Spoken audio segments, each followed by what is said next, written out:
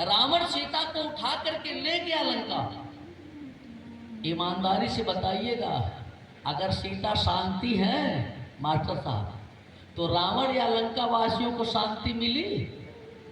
क्यों राजेश सिंह जी?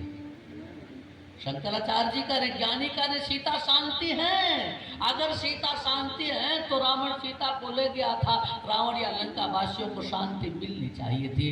अगर सीता लक्ष्मी है तो रावण या लंका वासियों को लक्ष्मी मिलनी चाहिए थी, मिली? उत्तर होगा नहीं। अगर सीता भक्ति है तो रावण या लंका वासियों को भक्ति मिलनी चाहिए थी, पाया रावण? नहीं पाया। क्यों? क्या सीता शांति नहीं है? क्या सीता भक्ति नहीं है? क्या सीता लक्ष्मी नहीं है? है, तीनों रूप जानकी में है। अगर ये तीनों रूप जानकी में है तो रावण को या लंका वासियों को तीनों मिले क्यों नहीं? कहा इनको पाने में अंतर है, पाने के तरीके में अंतर है। पाकर भी ढेर सारे लोग नहीं पाते हैं। रावण लंका ले गया लेकिन नहीं पाया। कारण क्या था? उसके तरीके अच्छे नहीं थे। देखिए, ज्ञान और भक्ति की बात तो जल्दी समझ में नहीं आएगी, लेकिन लक्ष्मी वाली बात सभी की समझ में आ सकती है। हाँ, छोटे से बच्चे को भी बढ़िया नोट पकड़ाओ, दोनों हाथ फैला के पकड़ लेता है। अगर जानकी लक्ष्मी है और ऐसी जानकी राम जी भी लाए और रावण भी लाया, तो राम जी कैसे लाए? कहा राम जी धनुष तोड़ कर लाए। और रावण कैसे ले गया? रावण चुरा कर ले गया। अब ज्यादा कुछ नहीं कहना सच्चिदानंद भैया, बैंक में तो खूब पैसा रहता है। अगर कोई बैंक लूट ले, चोरी कर ले, तो क्या उसको शांति मिलेगी?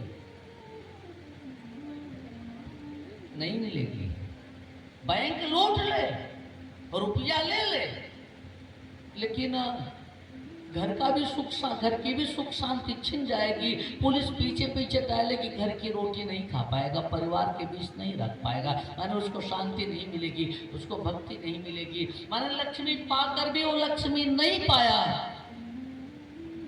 और अगर कोई गेहूं बोए, गेहूं मेहनत करे, काटे और बेचे, बेच करके जो पैसा मिले उस पैसे से बढ़िया पूरी मलाई खा सकता हो, उस बढ़िया से उसका पैसा से बढ़िया कपड़ा पहन सकता हो, बढ़िया गहना पहन सकता हो। तो राम जी ने जानकी को मेहनत चलाया, राम जी ने जानकी को श्रम चलाया और रावण जानकी को चोरी करके ले गया। इस सातकार एक सीख देते हैं कि जो लक्ष्मी अपने श्रम से उपार्जित की जाती है, जो लक्ष्मी अपने श्रम से लाई और पाई जाती है, वे अपने और अपने संसार के विकास का कारण बनती है। लेकिन जो लक्ष्मी अनधिकृत रूप से चोरी करके, बेईमानी करके छीन कर लाई जाती है, वे अपने और अपने संसार के विनाश का कारण बनती है। रावण की स्थिति वही रही। आज गुरुदेव ने कहा किसी ये स्वयंवर देखिए जाई, इसका धो दे ही बड़ाई। चलिए देखते हैं परमात्मा किसको बड़ाई देता है।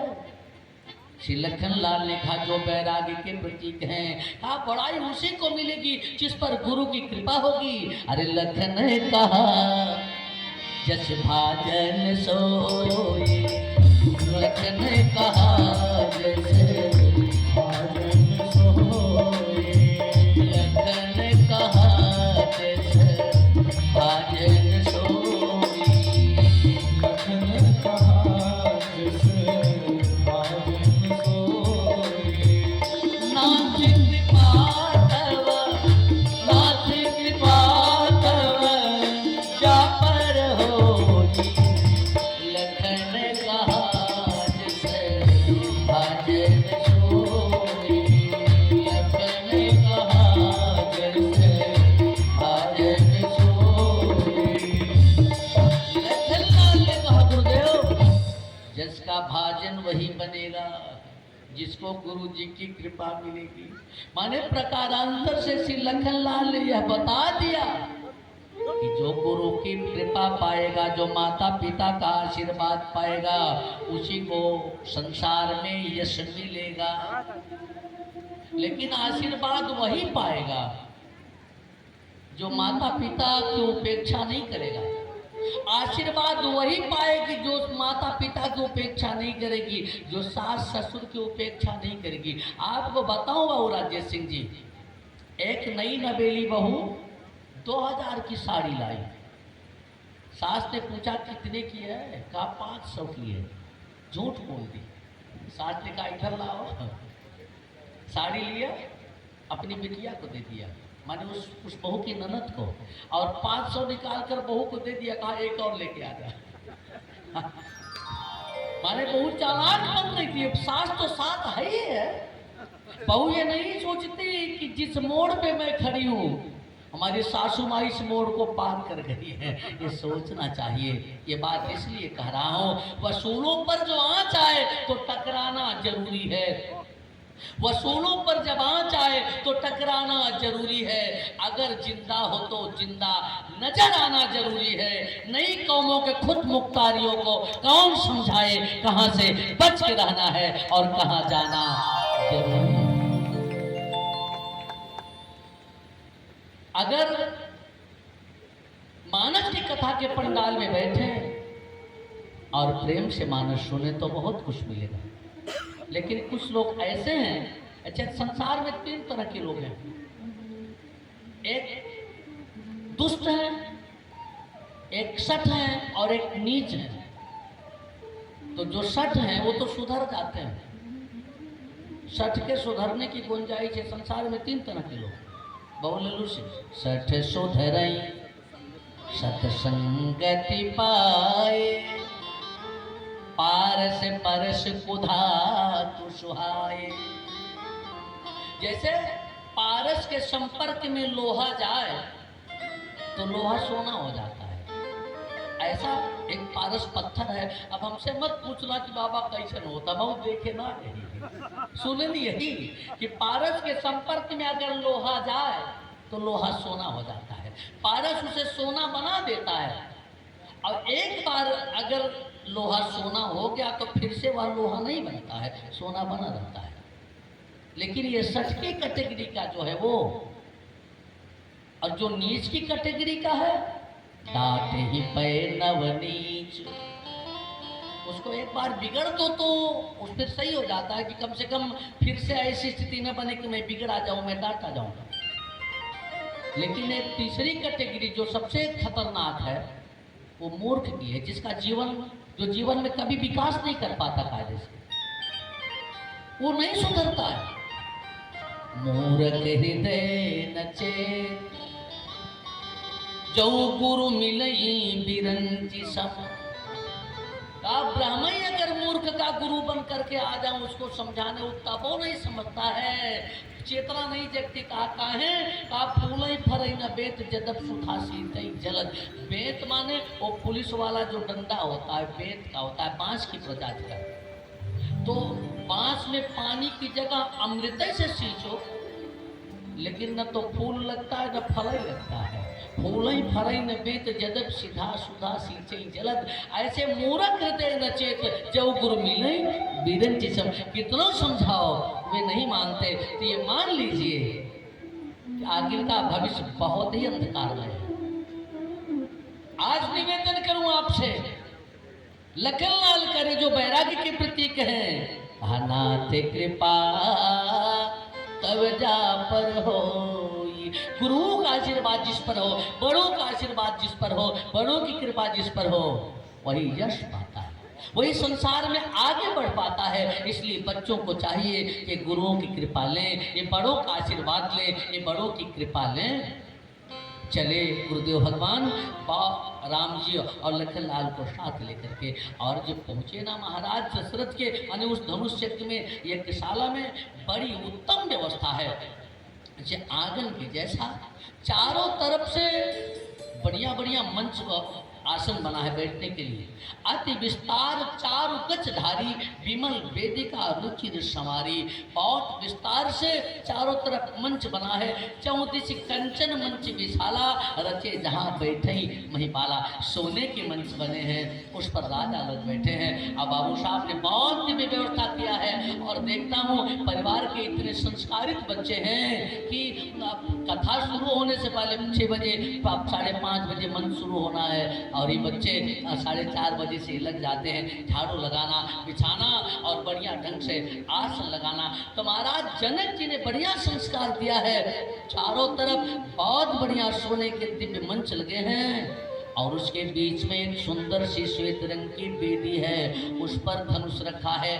3 तरफ तो लोग बैठे हुए हैं, और एक तरफ महाराज जनक का एक आसन है बड़ा ऊंचा, और उसके दाईं तरफ 3 आसन लगे हैं, और बाईं तरफ एक आसन लगा है। महाराज जनक के ध्यान दें, बच्चे भी ध्यान दें। जनक जी का आसन, जनक जी के दाईं तरफ 3 आसन है, और जनक जी के बाईं तरफ एक आसन है। और जो 3 आसन हैं, उन 3 आसन में बीच वाला आसन थोड़ा सा ऊंचा है, बाईं तरफ वाला थोड़ा सा नीचा, और दाईं तरफ वाला थोड़ा सा नीचा। हमारे राघवेंद्र सरकार जब चले गुरु जी के साथ और चल करके सभा में पहुंचे, उस सभा में विराजमान हुए, तो जनक जी की आज्ञा हुई, अब जानकी जी को भी लेकर के आओ। जानकी जी भी अपनी सखियों के साथ चली। तो मानसकार ने लिखा कि चली संग ले सखी सयानी। बिटिया बहुत अच्छी बेटियां हैं। जानकी जी अकेले नहीं आई, अपनी सखियों के साथ आई। कहा चली संग ले सखी सयानी, गावत गीत मनोहर बाणी। सभी बड़ी मधुर बाणी में एक मंगल में गीत गा रही हैं। सभी का मतलब जानकी जी की सखियां गा रही हैं। कैसे कि चलो रे मग धीरे धीरे, चलो रे मग धीरे धीरे, राजकुमारी चलो रे मग धीरे धीरे, राजकुमारी चलो रे मग धीरे धीरे, राजकुमारी चलो रे मग धीरे धीरे, राजकुमारी चलो रे मग धीरे धीरे। ध्यान दे बेटियां, दौड़ के नहीं चलना चाहिए। जानकी जी की सखियां बता रहे, चलो रे मगे धीरे धीरे, राज दुलारी चलो रे मगे धीरे धीरे, राज दुलारी चलो रे मगे धीरे धीरे, राज दुलारी हो राज दुलारी, राज दुलारी हो राज दुलारी, चलो रे मगे धीरे धीरे, राज दुलारी।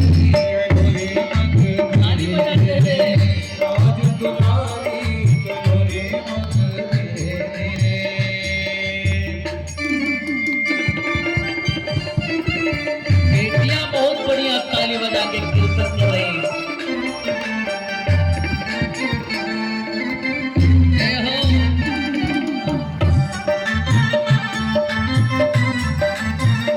अच्छा सब पीढ़ी से बजा रहे हैं, मास्टर साहब का पूरा परिवार।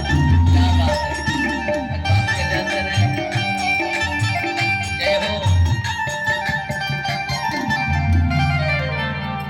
ये जानकी पुरजन राज समाज जुटो है, पुरजन राज समाज जुटो है, पुरजन राज समाज जुटो है, पुरजन राज समाज जुटो है, पुरजन राज समाज जुटो है, सुखी है मिथिला सारी,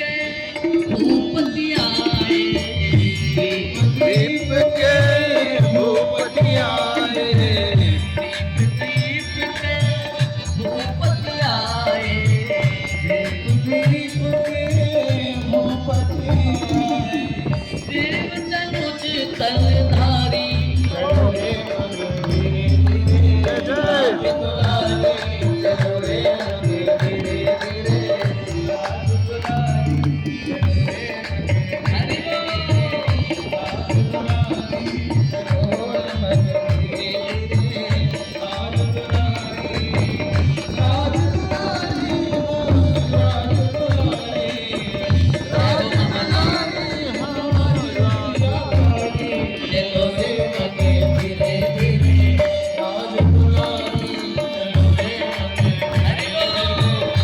दुलारी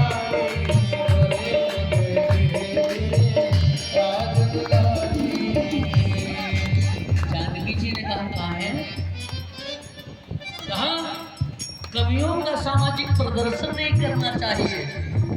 उठने बैठने के तरीके नहीं सही होंगे तो माता पिता की भी बदनामी होगी। तुम राजकन्या हो, धर्मराज कुल की मर्यादा, धर्मराज कुल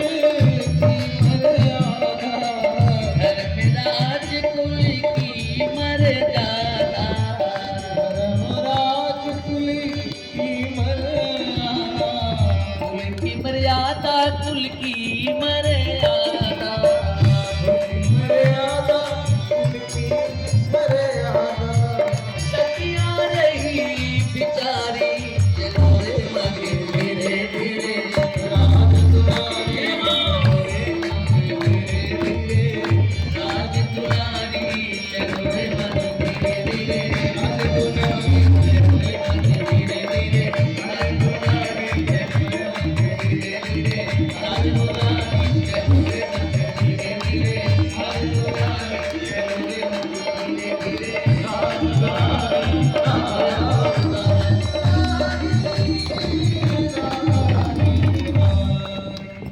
और जब पहुंची ना जानकी जी, जब पहुंची स्वयंवर सभा में, तो जितने भी राजा लोग थे रंगभूमि जब से ये पगधारी,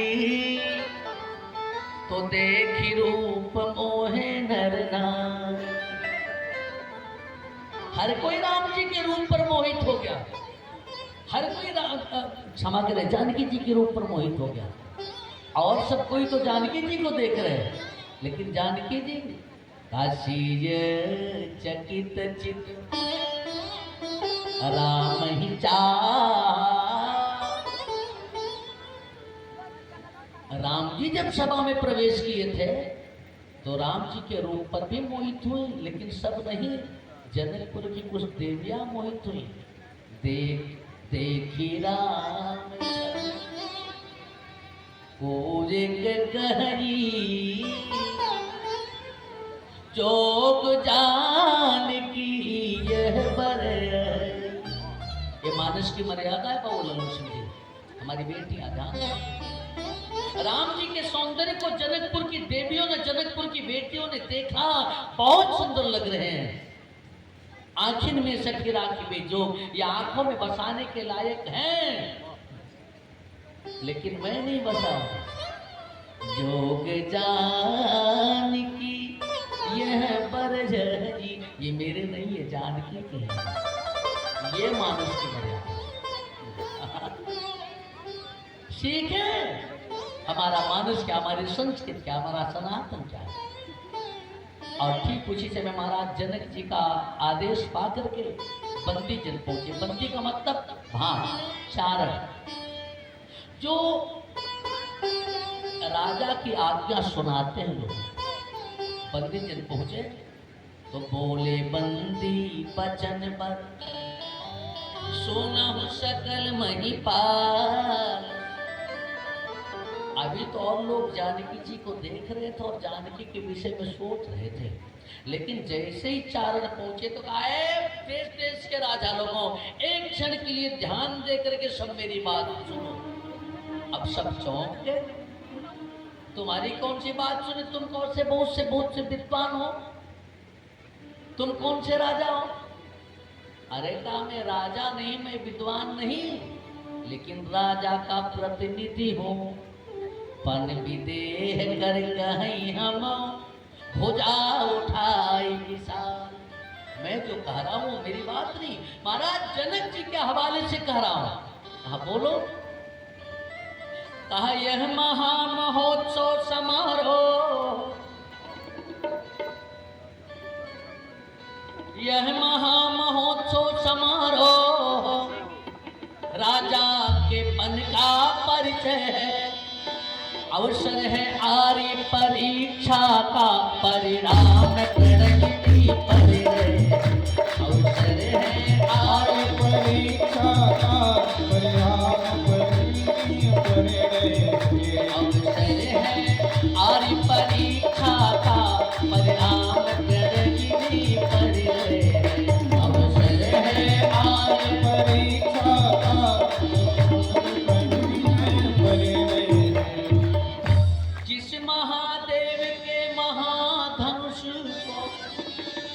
महिपति न आज तक उठा सके, 10 शीश सहस्र बाहु तक भी जिसको नहीं ला और डुला सके। 10 शीश सहस्र बाहु तक भी जिसको नहीं ला डुला सके। 10 शीश सहस्र बाहु तक भी जिसको नहीं ला और डुला सके। उस पर प्रण करके मिथिलेश्वर, ये जो धनुष देख रहे हो ना बहुत विशाल है, गरु कठोर विदित सबका हो, बहुत कठोर है और बहुत भारी है। 10 सिर वाला रावण नहीं उठा पाया। 10 सिर माने 20 भुजा, 20 भुजा माने एक व्यक्ति के पास 2 हाथ, तो 20 हाथ माने 10 व्यक्ति, माने 10 व्यक्ति की सम्मिलित शक्ति जिस रावण में थी वो इस धनुष को नहीं उठा पाया। तो आप सबके पास तो 2-2 हाथ है। और सहस्त्रबाहु के पास 1000 हाथ था। 1000 हाथ माने 500 व्यक्ति की सम्मिलित शक्ति उस अकेले में थी। हाँ, वो भी इस धनुष को नहीं उठा पाया। तो आप लोगों के पास तो केवल 2-2 हाथ है, थोड़ा तैयार हो जाओ। एक राजा ने कहा, ए बंदी चुप कर, हमारी भुजा देख। हमारी भुजा में जो बल है ना, यह चंद्रमा की कला के साथ साथ रोज बढ़ता है। जैसे चंद्रमा में एक कला रोज बढ़ती है ना। पहले दिन चंद्रमा नहीं दिखाया, थोड़ा सा दिखा, दूसरे दिन थोड़ा सा और दिखा, तीसरे दिन थोड़ा सा और दिखा, चौथे दिन थोड़ा सा और दिखा, और ऐसे बढ़ते बढ़ते पूर्णिमा के दिन एकदम पूरा दिखता है। आज तो हमारी भुजा में जो बल है वह चंद्रमा की कला के जैसा एक रोज बढ़ता है। बंदी जन ने कहा, तो चंद्रमा को राहु एक दिन लीन लेता है ना, चुस लेता है ना। अगर आपकी भुजा का बल चंद्रमा के जैसा है तो एक धनुष राहु है। अरे निपे भुज बल विधो शिव धनु राहु, भुज बल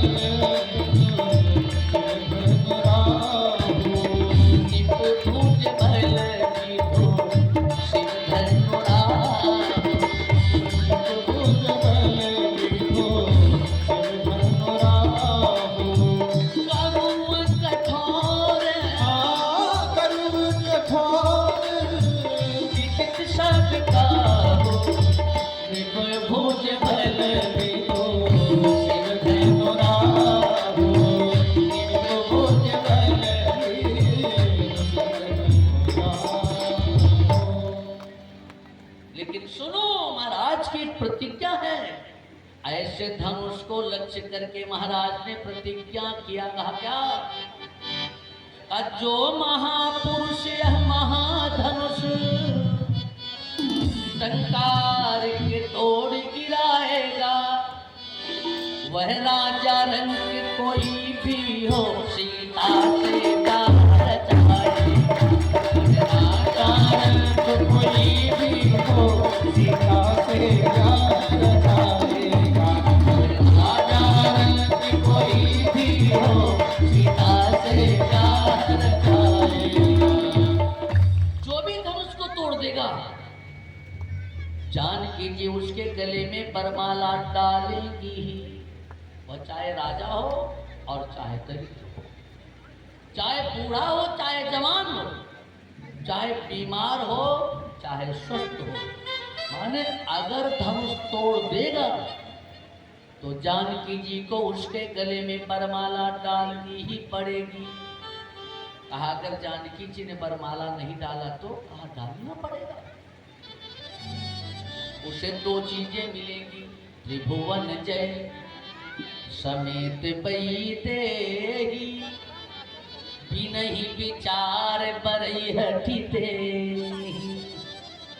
वकील साहब बैठे, एक बात बताऊं, विद्वानों की सभा है, अच्छे लोग बैठे हैं, बेटी बेटी है, आपने खिलाया, आपने पहनाया, आपने चलना सिखाया। जिसके हाथ में बिटिया का हाथ दे दो कि उसके साथ चली जाएगी। जीवन भर आपने उसकी इच्छा का ख्याल किया है। अगर आपने कपड़ा लाया, हरे रंग का सूट लाया, बिटिया का मुझे रेड कलर का चाहिए, आपने बदल के लाल कलर का लाया।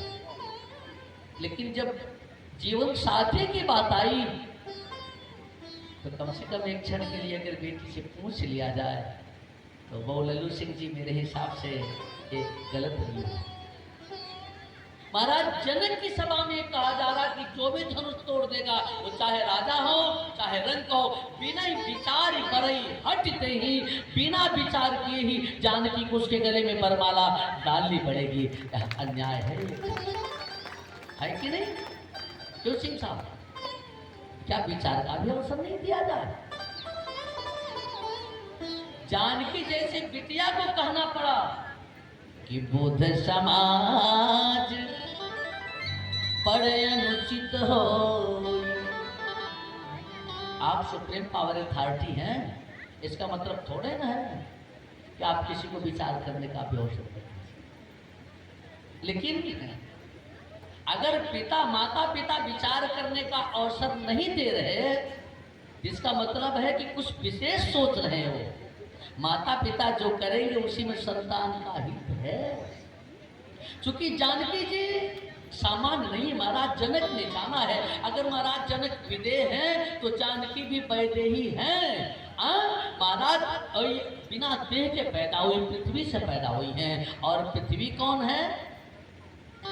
श्री सूक्ति में वर्णन, लक्ष्मी सूक्ति में वर्णन आता है, ऋग्वेद में वर्णन आता है, विष्णु पत्नी क्षमा देवी माधवी माधव प्रियाम लक्ष्मी प्रिय सखी भूमि नमामच्युत वल्लभ। अच्युत की बलवा है, परमात्मा की प्रिया है। मानो महाराज जनक ने सोचा मैं तो जीव हूँ, मैं मनुष्य हूँ, हो सकता है मुझसे भूल हो जाए, मैं पहचान ना पाऊँ, इसलिए धनुष को जानकी की माँ के हवाले कर दिया, धरती के हवाले कर दिया कि जब इनके सच्चे प्रीतम आ जाए तो तुम धनुष छोड़ दे।